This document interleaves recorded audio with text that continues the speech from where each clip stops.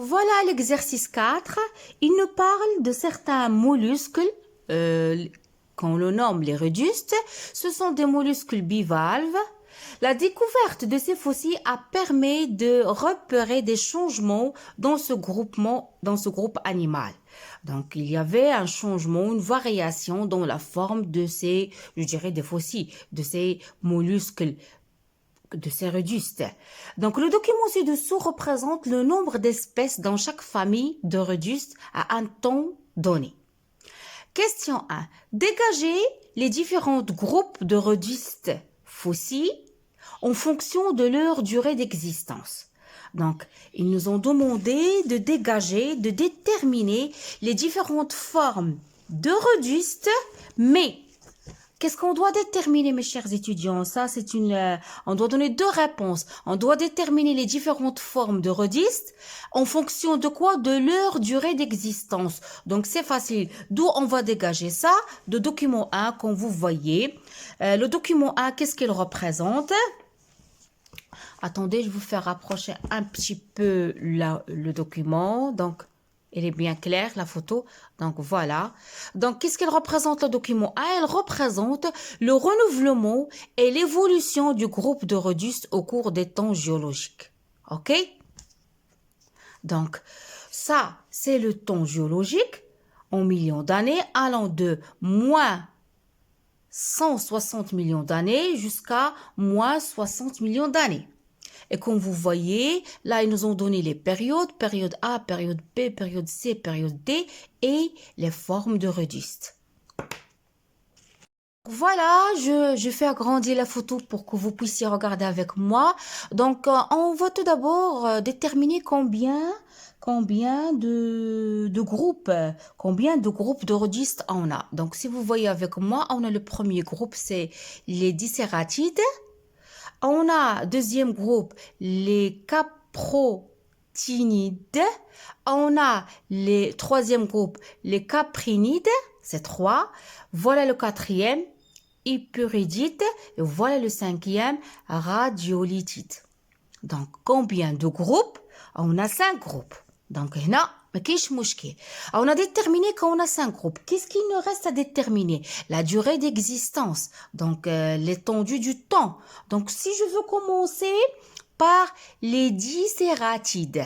Si vous voyez les dicératides qui existent, comme vous voyez, dans la période A. Oui, donc je vais faire la projection sur l'axe des abscisses pour trouver la durée du temps concernant cette forme de registre. Qu'est-ce que vous pouvez me dire? Voilà, lorsque je fais la projection ici, je trouve que l'étendue du temps allant entre quoi? Entre ici, moins 155 millions d'années jusqu'à, regardez ici, combien j'en ai ici, moins à peu près moins 40. Donc la durée d'existence de dicératides, c'est entre moins 55 millions d'années et moins 40 millions d'années, c'est-à-dire à peu près 15 millions d'années. Lorsque je passe à cette forme-là, hypuridite, quand vous voyez son étendue, c'est allant entre moins 95 millions d'années jusqu'à ici moins 70 et ici j'aurai moins 65 millions d'années. Donc c'est ça l'intervalle de cette partie-là entre moins 95 et entre moins 65, ça veut dire il a vécu 30 millions d'années.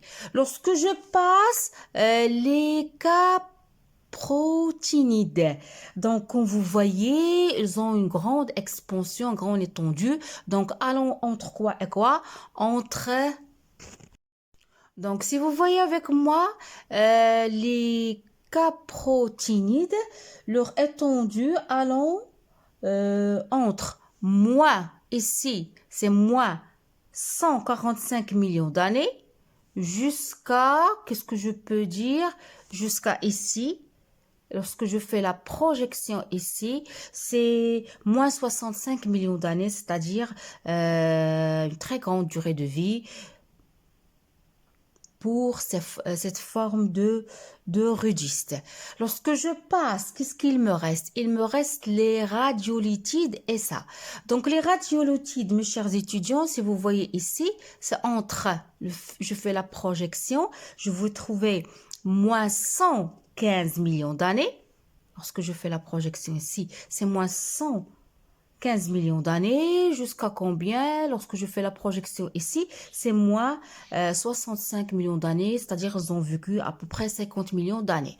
La dernière forme de mollusques, les rudistes, les caprinides. Donc, vous voyez leur étendue. Allons, je fais la projection ici. Qu'est-ce que je trouve? Moins 125 millions d'années jusqu'à, lorsque je fais la projection ici, c'est 95 millions d'années. Donc, de cette partie-là, moins 125 millions d'années, vers cette partie-là, moins 95 pardon, millions d'années, c'est-à-dire ils ont vécu une durée de vie dans les alentours de 30 millions d'années. Donc ça, c'est une question très simple. Il ne faut pas perdre les points. Dégager les différents groupes de rudistes en fonction de leur durée de vie. On passe à la deuxième question. La deuxième question, caractériser chacune des trois périodes géologiques A, C, D en fonction des groupes de rudistes fossiles, c'est-à-dire chaque période, parce que je l'ai déjà montré sur le schéma, je vais le réexpliquer tout à l'heure. On a 4 périodes, période A, période B, période C, période D. On doit déterminer pour chaque période quels sont les groupes de rudistes qui existent. Ils nous ont donné cette information-là, l'étendue dans le temps des groupes de rudistes fossiles présentés de ce document va, c'est-à-dire المدة الزمنية نتاع هاد les groupes de fossiles, المدة الزمنية اللي عاشوا فيها allant entre moins 160 millions d'années jusqu'à moins 65 millions d'années, ce qui constitue une longue période géologique. Donc, on va essayer tous ensemble déterminer pour chaque période géologique quelles sont les formes de rudistes qui existent. Qu'on passe. Donc, comme vous voyez avec moi, mes chers étudiants, la période A, c'est ça la période A. Qu'est-ce que vous voyez dans la période A? Qu'est-ce qu'il existe? Il est caractérisé par la présence. Donc, vous voyez, on a deux types de fossiles. On a les dicératidés, donc ça, et on a ça. On a les caprotinidés. Donc, comme vous voyez, l'étendue des caprotinidés, c'est dans la période A et aussi les dicératides. Donc, la période géologique A, elle est caractérisée par la présence conjointe de deux types de rudistes, les caprotinidés et les dicératidés. Ils nous ont donné aussi la période C. Donc, voilà la période C. Donc, qu'est-ce qu'il existe dans la période C? Donc, la période C, si vous voyez avec moi, il est caractérisé aussi par la présence conjointe de quoi? Qu'est-ce que vous voyez? Il y a les radiolithides. Comme vous voyez, voilà, les radiolithides, ils existent dans la période C. Il y a quoi? Il y a aussi les caprinides. Comme vous voyez, il existe ici dans la période C. On a quoi? On a aussi les caprotinides. Voilà. Il existe dans la période C. Et aussi, parce que l'étendue de la période C sera terminée ici, comme vous voyez ici, on note la présence de l'autre forme de rudis qui est appelée hypuridité. OK? Donc, la période C caractérisée par la présence de 4. 1, 2, 3 et 4. 4 formes de mollusques, 4 formes de rudistes. Lorsque je passe à la période D, comme vous voyez, la période D, il est caractérisé, comme vous voyez, par, je dirais, la présence, comme vous voyez, 4 formes, 3 formes, mais je dois détailler. Qu'est-ce que je vois? La période géologique D, mes chers étudiants, elle est caractérisée par le déclin, c'est-à-dire la disparition, puis l'extinction de quoi? On a Dans la période D, comme vous voyez, au début, on avait une très grande augmentation des radiolithides. On a vu le déclin, puis l'extinction, c'est-à-dire la disparition de ces fossiles-là. La même chose aussi pour l'hypurithidés et aussi des caprotinidés. Donc, retenez ça quand vous voyez.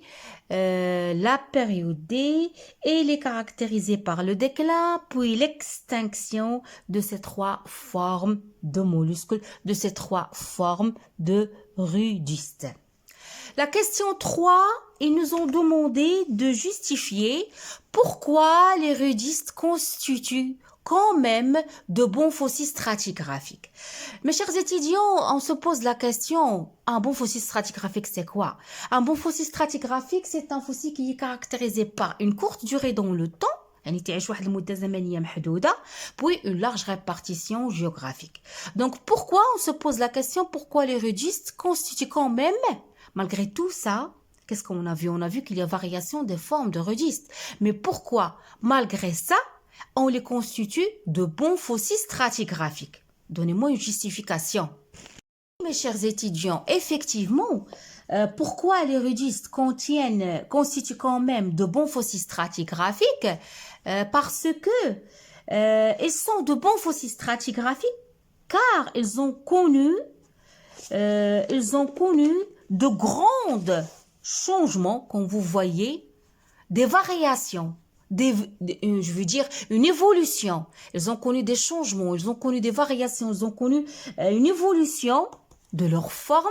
Cette évolution, ils nous permettent quoi? Ils nous aident de dater plus précisément des intervalles de temps géologiques plus courants. Donc, retenez ça, mes chers étudiants, que ce changement-là, cette variation de forme qu'a connu les fossiles de rudistes, ça nous permet de faire une datation relative. Ça nous permet de dater plus précisément des intervalles de temps géologiques plus courts. C'est ça la réponse que vous allez donner. On passe à un autre exercice.